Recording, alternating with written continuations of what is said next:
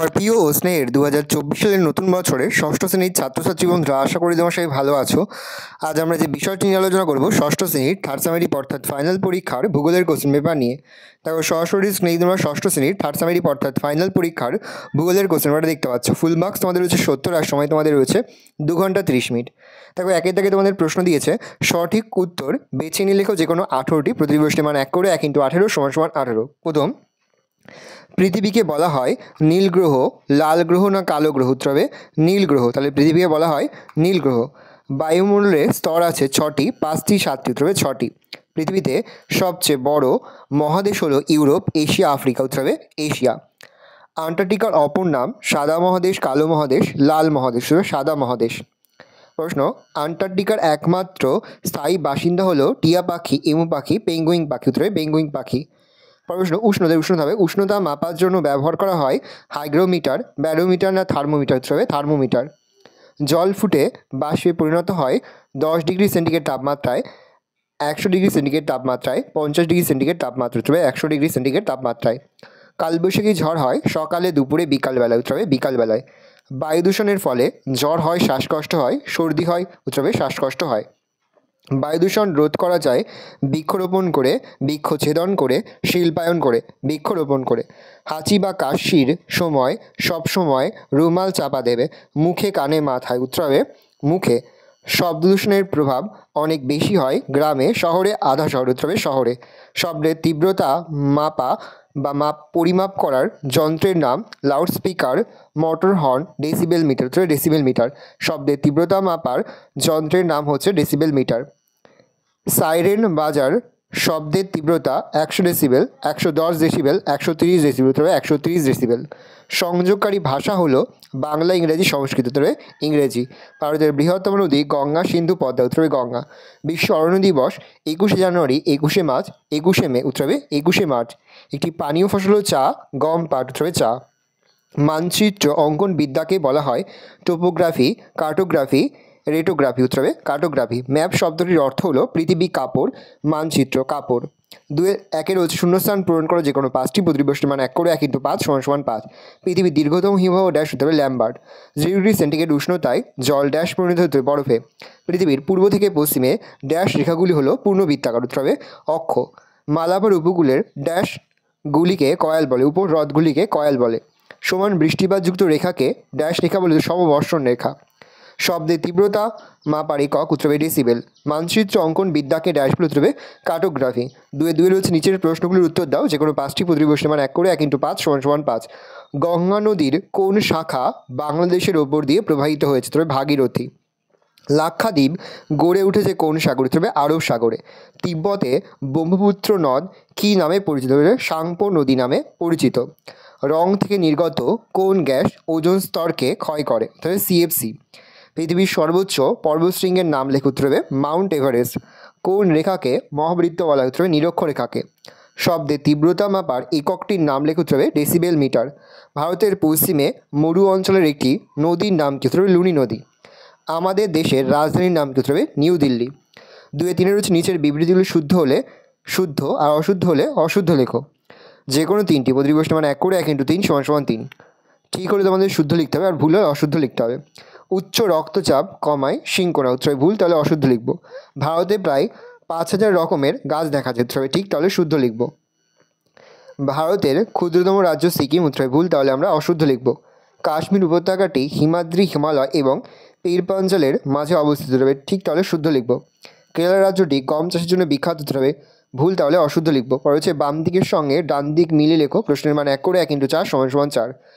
বাম দিকে রয়েছে বায়ুর আর্দ্রতা, ওজোন স্তরের অবক্ষয়, সাইরেন, দিক নির্ণায়ক যন্ত্র। ডান দিকে রয়েছে ক্লোরোফ্লোরোকার্বন, 130 ডেসিবেল, হাইগ্রোমিটার, কম্পাস। বায়ুর আর্দ্রতা হবে হাইগ্রোমিটার, ওজোন স্তরের অবক্ষয় হবে ক্লোরোফ্লোরোকার্বন, সাইরেন হবে 130 ডেসিবেল, দিক নির্ণায়ক যন্ত্র হবে কম্পাস। 3 থেকে রয়েছে অনধিক 30 শব্দের মধ্যে উত্তর দাও যে কোনো 4টি, প্রতিটি প্রশ্নের মান 2 করে 2 × 4 = 8। প্রথম, পৃথিবীর কক্ষপথ ও কক্ষতল কাকে বলে? পৃথিবী যে নির্দিষ্ট পথ ধরে সূর্যের চারিদিকে পরিক্রমণ করে তাকে পৃথিবীর কক্ষপথ বলে। পৃথিবীর এই কক্ষপথ যে তলে অবস্থান করছে তাকে পৃথিবীর কক্ষতল বলে। উল্লেখ্য, পৃথিবীর কক্ষপথের দৈর্ঘ্য প্রায় 96 কোটি কিমি। বায়ু দূষণ কাকে বলে? নানা রকমের বিষাক্ত গ্যাস, রাসায়নিক পদার্থ, যানবাহনের ধোঁয়া, ধূলিকণা, জৈব ও অজৈব পদার্থের সঙ্গে বায়ুর সংমিশ্রণের ফলে পরিবেশ ও জীবজগৎ ক্ষতিগ্রস্ত হয়। এই ঘটনাকে বায়ু দূষণ বলে। 1961 খ্রিস্টাব্দে WHO অর্থাৎ ওয়ার্ল্ড হেলথ অর্গানাইজেশন এর সংজ্ঞানুযায়ী পৃথিবীর বায়ুমণ্ডলের মধ্যে বিভিন্ন ধরনের ক্ষতিকারক পদার্থসমূহের সমাবেশের ফলে মানুষ ও তার পরিবেশের ক্ষতিসাধন করে থাকে, তাকে বায়ু দূষণ বলে। তো শব্দ দূষণ থেকে কী কী রোগ হতে পারে? শব্দ দূষণ থেকে যে রোগগুলির সৃষ্টি হতে পারে সেগুলি হলো অনিদ্রা বা ঘুম না হওয়া, শ্রবণ অক্ষমতা বা বধিরতা বা কম শুনতে পাওয়া, উচ্চ রক্তচাপ, মাথার যন্ত্রণা, পেশির ক্লান্তি, হৃৎপিণ্ডের রোগ, চোখের রোগ, পাকস্থলী রোগ, অতিরিক্ত অবসাদ প্রভৃতি। গ্রিনহাউস বা সবুজ ঘর কী?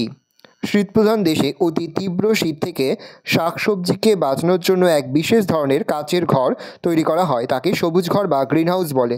সূর্য থেকে আগত সৌরকিরণ ক্ষুদ্র তরঙ্গরূপে এই কাচের ঘরের ভিতর সহজেই প্রবেশ করতে পারে, কিন্তু সমপরিমাণ তাপ ওই কাচের ঘরের ভিতর থেকে বেরিয়ে যেতে পারে না। ফলে কাচের ঘরের ভিতরের সর্বদাই একটি নির্দিষ্ট তাপমাত্রা বজায় রাখা সম্ভব হয়। মানচিত্র বলতে কী বোঝো? বৃহৎ পরিসরে কোনো স্থানকে ক্ষুদ্র আকারে একটি নির্দিষ্ট স্কেল, দিক, অক্ষরেখা, দ্রাঘিমারেখা এবং প্রচলিত প্রতীক চিহ্নের মাধ্যমে একটি কাগজের উপর চিত্রিত করা হয়। এইভাবে অঙ্কিত চিত্রকে মানচিত্র বলে। উষা ও গোধূলি বলতে কী বোঝো? সূর্যোদয়ের আগে সূর্যের তির্যক রশ্মি পৃথিবী সংলগ্ন বায়ুমণ্ডলের মধ্যস্থ ধূলিকণা, জলীয় বাষ্প, মেঘ প্রভৃতিতে বিচ্ছুরিত হয়ে আকাশে যে লাল আভা তৈরি করে তাকে উষা বলে। অন্যদিকে সূর্যাস্তের সময় সন্ধ্যার আগে আকাশে একই রকম লাল আভা দেখা যায়, একে গোধূলি বলে। আর্থ আওয়ার্স কি? 2007 খ্রিস্টাব্দের 31শে মার্চ অস্ট্রেলিয়ার সিডনি শহরের মানুষ রাত 8:30 থেকে 9:30 পর্যন্ত শহরের সমস্ত আলো নিভিয়ে রাখে বিশ্ব উষ্ণতা হবে মধ্যাহ্নশয় নয়, উষ্ণতা হ্রাস করতে। বর্তমানে পৃথিবীর প্রায় 85টি দেশের 1000টি শহরের মানুষ ওই দিনটিতে 1 ঘন্টার জন্য আলো বন্ধ করে রাখে। সার্ক সম্পর্কে জানানো লেখো। উত্তর: মূলত নিজেদের মধ্যে বাণিজ্যের পরিমাণ বৃদ্ধি, আঞ্চলিক সহযোগিতা, অর্থনৈতিক বিকাশ ও সাংস্কৃতিক বিনিময়ের উদ্দেশ্যে 1985 খ্রিস্টাব্দে ভারতসহ দক্ষিণ এশিয়ার 7টি দেশ একত্রিত হয়ে দক্ষিণ এশিয়া আঞ্চলিক সহযোগিতা পরিষদ নামক যে সংস্থাটি গঠন করে তাকে সার্ক বলে। এর সদর দপ্তর নেপালের রাজধানী কাঠমান্ডুতে অবস্থিত। 4 দাগে রয়েছে অনধিক 50 শব্দের মধ্যে উত্তর দাও যে কোনো 4টি প্রতিটি প্রশ্নের মান 3 করে। 3 × 4 = 12। দ্রাঘিমারেখার বৈশিষ্ট্যগুলি লেখো। দ্রাঘিমার বৈশিষ্ট্যগুলি হলো: 1. প্রতিটি দ্রাঘিমারেখা অর্ধবৃত্ত। 2. সমস্ত দ্রাঘিমারেখার দৈর্ঘ্য বা পরিমাণ সমান। 3. এই রেখাগুলি পরস্পর সমান্তরাল নয়। 4. প্রতিটি দ্রাঘিমারেখা প্রতিটি অক্ষরেখাকে সমকোণে ছেদ করে। 5. দ্রাঘিমারেখার মান মূলমধ্যরেখা পূর্ব বা পশ্চিমে ক্রমশ বেড়ে সর্বাধিক 180 ডিগ্রি পর্যন্ত হয়। 6. দ্রাঘিমারেখার মানের হ্রাস বৃদ্ধির সঙ্গে দ্রাঘিমারেখার পরিধি হ্রাস বৃদ্ধি ঘটে না। 7. প্রতিটি দ্রাঘিমারেখার কোণের সমষ্টি 180 ডিগ্রি। 8. দ্রাঘিমার পার্থক্যের জন্য সময়ের পার্থক্য হয়। 9. দ্রাঘিমার মান নির্ণয়ের ক্ষেত্রে মূলমধ্যরেখা গুরুত্বপূর্ণ ভূমিকা পালন করে। 10. একটি দ্রাঘিমারেখার ওপর অবস্থিত সব স্থানের দ্রাঘিমা 1 হয়। স্থানীয় সময় ও প্রমাণ সময় কাকে বলে? সূর্য হলো প্রাকৃতিক ঘড়ি। যে দ্রাঘিমারেখা বা দেশান্তর রেখার উপর সূর্য লম্বভাবে কিরণ দেয় তখন সেখানে মধ্যাহ্ন হয়। এই মধ্যাহ্ন অনুসারে দিনের অন্যান্য সময় গণনা করা হয়, একে স্থানীয় সময় বা সৌরকাল বলে। প্যারা চেঞ্জ করে লিখবে: একটি দেশের ওপর দিয়ে একাধিক দ্রাঘিমারেখা প্রসারিত হলে সেই দেশের বিভিন্ন অংশের বিভিন্ন স্থানীয় সময় লক্ষ্য করা যায়। স্থানীয় সময়ের এই সুবিধা দূর করার জন্য প্রত্যেক দেশের মধ্যভাগ দিয়ে প্রসারিত কোনো দ্রাঘিমারেখার সময়কে নির্দিষ্ট সময় ধরে সেই দেশের রেল, বেতার, ডাক, টেলিভিশন, প্রশাসনিক প্রভৃতি কাজ চালানো হয়। এই নির্দিষ্ট সময়কে প্রমাণ সময় বা প্রমাণকাল বলা হয়। বায়ুদূষণ কীভাবে নিয়ন্ত্রণ করা যায়? বায়ুদূষণ নিয়ন্ত্রণ করার কয়েকটি উপায় হলো: 1. ব্যক্তিগত গাড়ির পরিবর্তে গণপরিবহনের মাধ্যমগুলিকে বেশি করে ব্যবহার করতে হবে। 2. শিল্প কলকারখানাগুলিতে বায়ুদূষণ নিরোধক যন্ত্র বসাতে হবে। 3. দূষণহীন যানবাহনের ব্যবহার বাড়াতে হবে, সেজন্য যানবাহনকে যথাসম্ভব সৌরচালিত করার চেষ্টা করতে হবে। 4. প্রচলিত শক্তির বদলে অপ্রচলিত শক্তির ব্যবহার বহুগুণ বাড়াতে হবে। 5. বৃক্ষছেদন বন্ধ করে বনসৃজন বৃদ্ধি করতে হবে। 6. বদ্ধপতিত জলাভূমি পরিষ্কার করে রাখতে হবে। 7. জনসচেতনতা বৃদ্ধি ও দৈনন্দিন জীবনযাত্রার পরিবর্তন করতে হবে। 8. কলকারখানা ও শিল্প কেন্দ্রগুলিকে সর্বদা জনবসতি থেকে বহু দূরে স্থাপন করতে হবে। 9. সরকারি স্তরে কঠোর আইন প্রণয়ন করতে হবে। প্রশ্ন, শহরাঞ্চলের শব্দ দূষণের প্রকৃতি কীরূপ? শহরাঞ্চলের শব্দ দূষণের প্রকৃতি হলো এক, শহরাঞ্চলের বিভিন্ন সামাজিক অনুষ্ঠানে মাইকের ব্যবহার কম হলেও বিভিন্ন জলসায় যথেচ্ছভাবে উচ্চশক্তি সম্পন্ন সাউন্ড বক্স এবং অত্যাধিক ডিজে সাউন্ড সিস্টেম ব্যাপকভাবে দূষণ ঘটায়। 2, শহরে বিভিন্ন প্রেক্ষাগৃহে অনুষ্ঠান হওয়ার শব্দ দূষণ অপেক্ষাকৃত কম হয়। 3, শহরের বিভিন্ন ধরনের গাড়ি, ট্রাক, মোটর বাইক, ট্রেন প্রভৃতি জোরালো হর্ন শব্দ দূষণ ঘটায়। 4, শহরাঞ্চলের সংঘটিত মিটিং, মিছিল, জনসভা থেকে শব্দ দূষণ হয়। 5, শহরাঞ্চলের জনসাধারণের আর্থিক অবস্থা ভালো থাকার বিভিন্ন অনুষ্ঠানে শব্দবাজির ব্যাপকভাবে পরিবেশকে বিষাক্ত করে তোলে। 6, শহরাঞ্চলের ঘন ঘন পূজা, দুর্গাপূজা, কালী পূজা, জগদ্ধাত্রী পূজা, কার্তিক পূজা অনুষ্ঠিত হওয়ায় শব্দ দূষণের মাত্রা অনেক বেড়ে যায়। ভারতকে নদীমাতৃক ও কৃষিভিত্তিক দেশ বলা হয় কেন? ভারতে অনেক ছোট বড় নদী দেশের বিভিন্ন প্রান্ত থেকে প্রবাহিত হয়েছে, যা এখানকার মানুষের জনজীবন, কৃষি, শিল্প, যোগাযোগ ব্যবস্থা, জলবিদ্যুৎ উৎপাদন প্রভৃতি ক্ষেত্রে গুরুত্বপূর্ণ প্রভাব বিস্তার করেছে, তাই ভারতকে নদীমাতৃক দেশ বলে। প্যারা চেঞ্জ করলে অন্যদিকে ভারতের 60% মানুষ কৃষিজীবী এবং মোট জমির পরিমাণ 53% কৃষিক্ষেত্রে ব্যবহৃত হয়।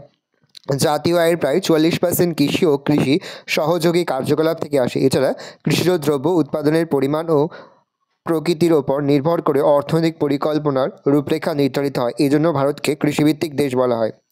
ল্যাটেরাইট মৃত্তিকার বৈশিষ্ট্য উৎপন্ন ফসলের পরিচয় দাও। ল্যাটেরাইট মৃত্তিকার বৈশিষ্ট্যগুলি নিম্নলিখিত: 1, শুষ্ক ও আর্দ্র ঋতুতে ল্যাটেরাইট মাটি সৃষ্টি হয়। 2, লৌহ অক্সাইডের উপস্থিতির জন্য এই মাটির রং ইটের মতো গাঢ় লাল হয়।